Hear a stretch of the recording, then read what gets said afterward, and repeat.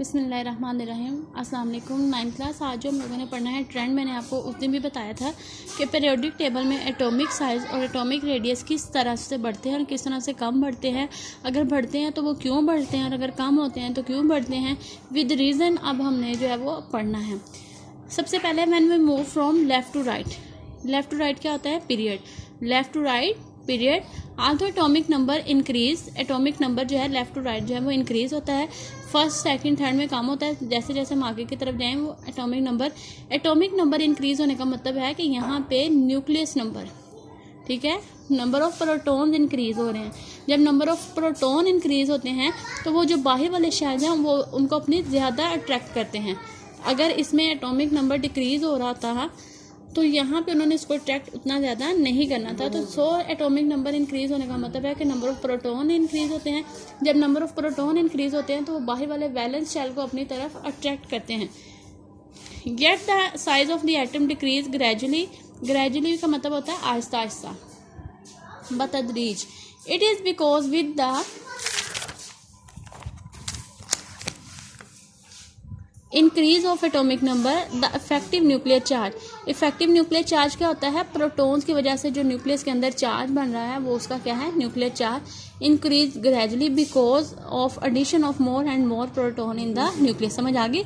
ज़्यादा से ज़्यादा न्यूक्लियस उसके अंदर ऐड होते हैं। जब ज़्यादा से ज़्यादा न्यूक्लियस ऐड होंगे तो बाहर वाले शेल्स को अपनी तरफ बहुत ज़्यादा पावर से खींचेंगे, जिसकी वजह से एटम का जो साइज़ है वो डिक्रीज़ हो जाएगा। यहाँ पे देखें, lithium, beryllium, boron, carbon, nitrogen, oxygen, fluorine, neon तक लिखा हुआ है। लिथियम का साइज़ जो है 152 पिकोमीटर है, बेरिलियम का 11388, बोरॉन का, कार्बन का 77, नाइट्रोजन का 75, ऑक्सीजन का 73, फ्लोरीन का 71 और नियॉन का 69।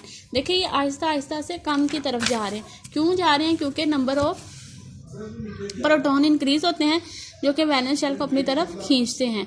These gradual increase of effective nuclear charge which increase due to the addition of the proton. This force pulls down और contracts the outermost shell. ठीक है, बाहर वाले शेल्स को कंट्रैक्ट करेगी टूवर्ड्स द न्यूक्लियस, और nucleus की तरफ आ जाएंगे। For example atomic size in to decrease from lithium to neon. ये मैंने आपको एग्जाम्पल इसकी अंडरस्टैंड करवा दी। उसके बाद बेटा बात आती है ग्रुप्स की।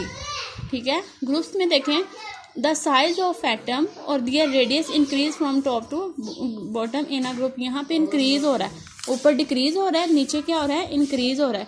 It is because a new shell of electron is added up. यहाँ पे जो है शेल्स का इजाफा होता है, ग्रुप्स के अंदर शेल्स का इजाफा होता है जो कि सेल्स साइज पीरियड का इंक्रीज करते हैं। Added up in the successive period which decrease the effective nuclear charge.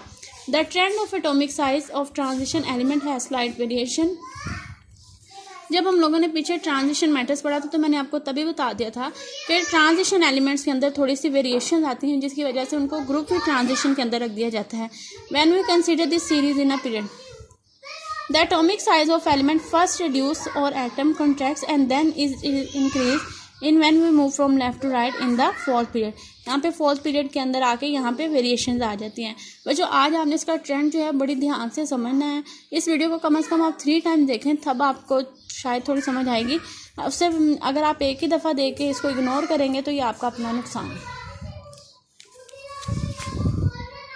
अब यहाँ पे देखिए, ग्रुप्स की बात करूँ तो लिथियम का 152 था, नीचे सोडियम था 186, पोटाशियम 227, रुबिडियम 248, सीजियम 265। यहाँ से कम से ज़्यादा और यहाँ ज़्यादा से कम की तरफ। यहाँ तक जो है आपने अच्छे से याद कर लेना। Okay students, take care and अल्लाह हाफिज़।